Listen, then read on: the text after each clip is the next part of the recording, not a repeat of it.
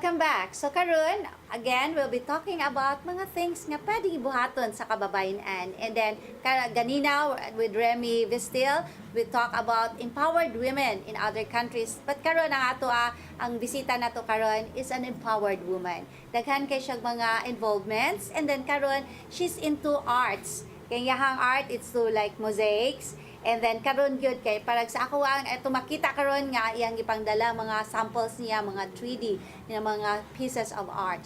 And then she's a mother of 4 and a grandmother of 5. She has been in the United States for a long time, and karon ibalik siya diri sa Cebu para sa iniiyahang mga work of art. So atong himamaton atong second guest for tonight, Melvi Concepcion. May gabi, Mel.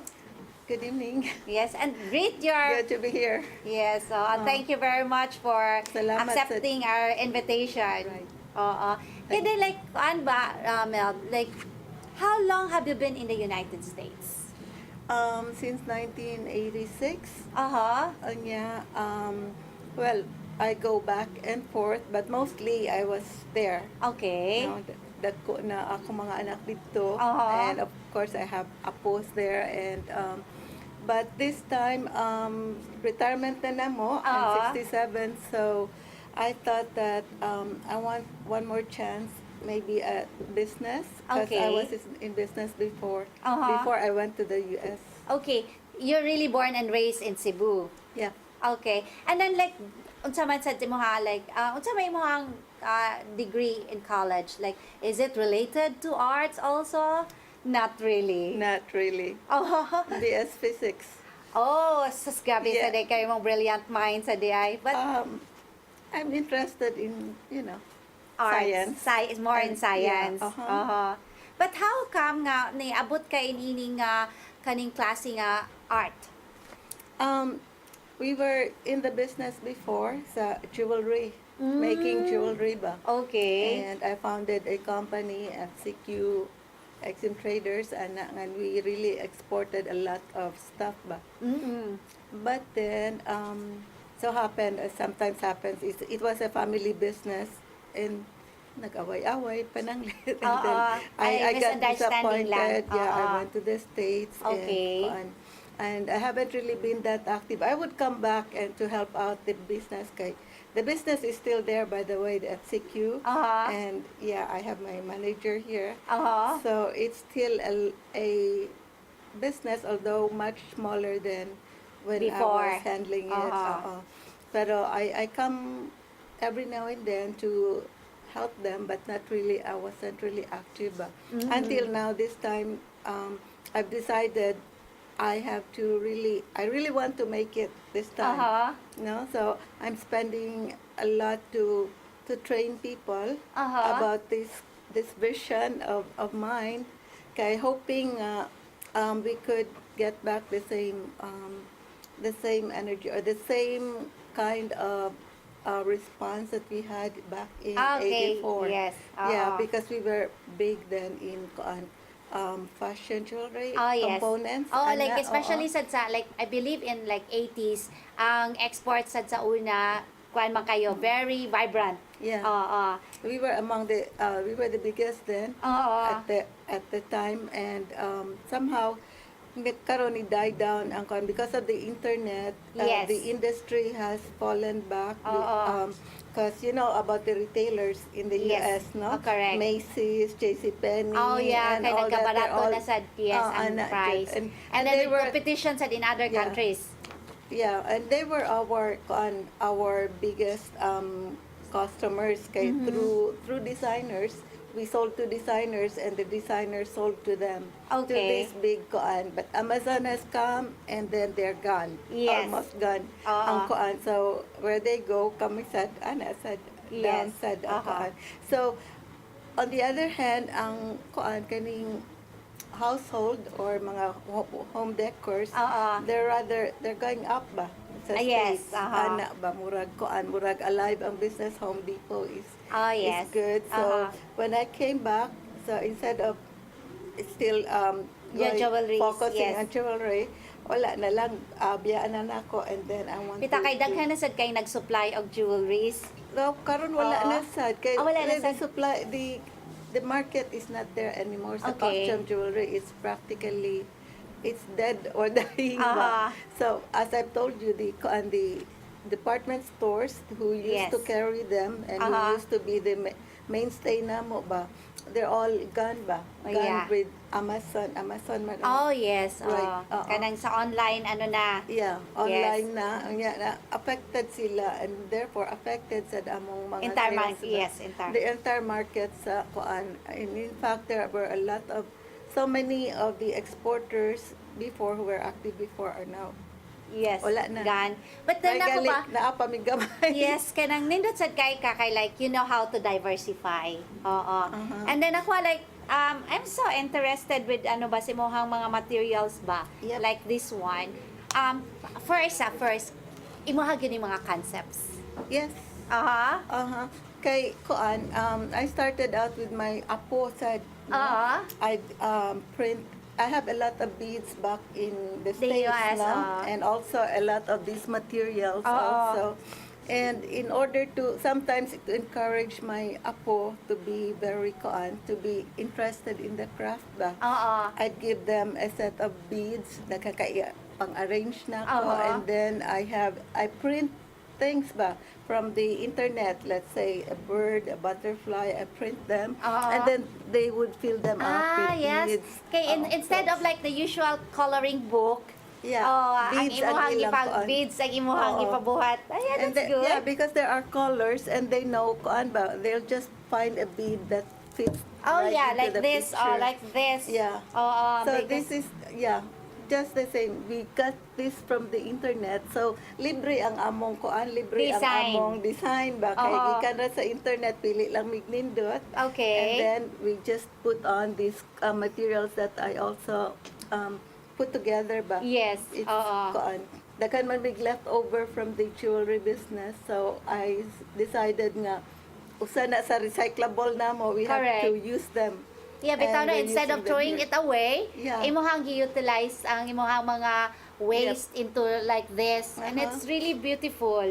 Oo. And then we at first kanila ako ba, that was the only one, pero it seemed so hard to train people to put them on the wall ba kani. You could actually put them on the wall, but it takes a lot of conceptualizing Yes, ba. correct. So I got artists and asked them to help me use this ba. And they're the ones who painted, who put this into the picture frames, and then later on they added this, ang mga kuanan ni mga Bitaw. salin-salin sa nga materials. Yeah, mga like, kahoy. yeah, like this one, even food stuff.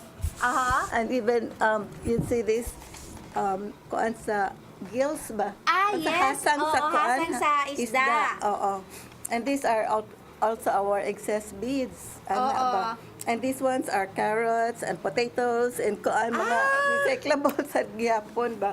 And we're always thinking like kuan. Bitaw some no, of pwede these- di ay no, bisag Yeah. unsa like kani I'm sure kani mga kahoy na to Kahoy, nga lap. kuan nga at usahay ato na lang isugnod. So pwede gid ay siya mahimong part of a piece of art. Right.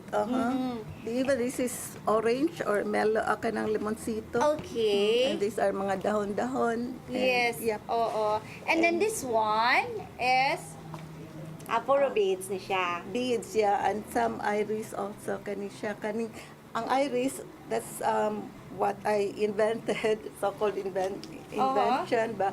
This one and this one. So those many are- Irish, it's kana mga Actually, it's an iridescent nga kuan, plastic na Okay. sheet, and then we combine it with paper or sinamay or plastic or whatever. Anya, lain-lain na mo og kuan. Colors. So, some are beaded, some are flat, some are kuan.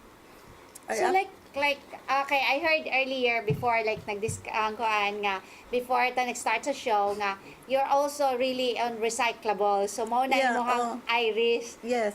So Ang imuha gyud iris, well, actually, it's not really something that you throw away. Pero in our case, we were about to throw away a whole lot of things, but including beads and all that. Kaya wala na ang business. And we have Okay. this 3-story of Wow. kuan ba Mga kanang supplies. ba. Oo. And so I thought the first thing I got into was this one because I had, I was doing it with my kid, my apo. Yeah. No, nga pilit. And Correct. then so it just one thing led to another ba. Uh-huh. And so pilit. Bitaw. Yeah. And then this one also at my side.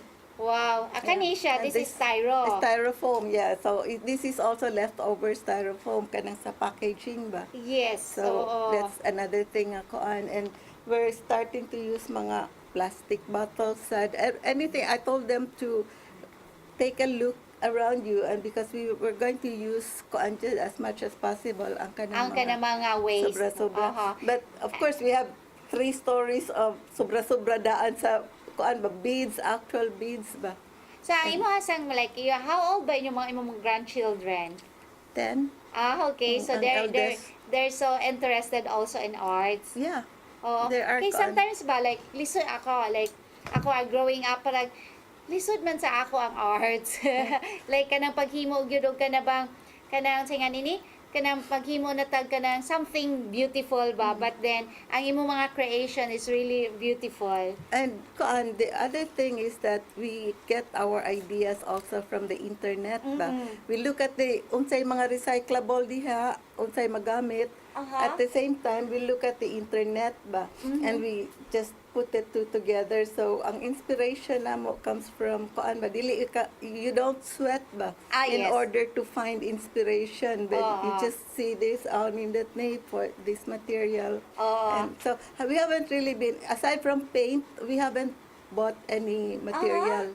Okay, everything is kana lang pick up ba found Bitaw. objects. But you know, ba. it's sometimes it's just so nice mo nice picture. But then ang nindot sad sa imo ha Melvi kay kabaw ka o unsay the right material to use like for this. It's not beads, di ba? Sumo sa di ang Irish. Iris sad na, oo. Oo.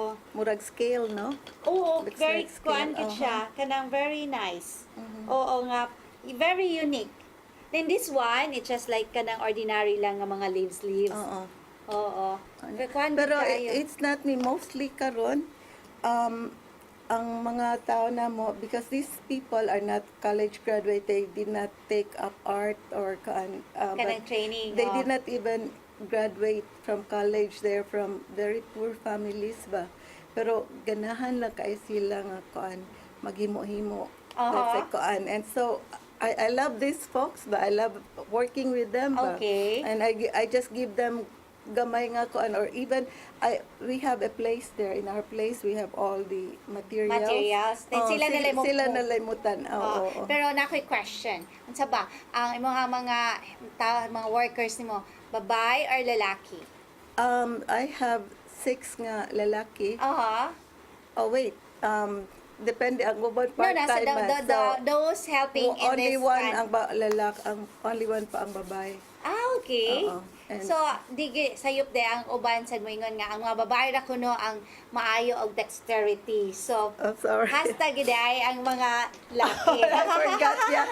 But then ang akong puntos ini sooner or later like before as the entrepreneur sa FCQ ba. Yes. Nga we actually most of our items come from the suppliers. So, Okay. pananglit, we have an order, and we place this order with suppliers. We have about 10,000 dili 10,000 workers na na-appeal at the height ba.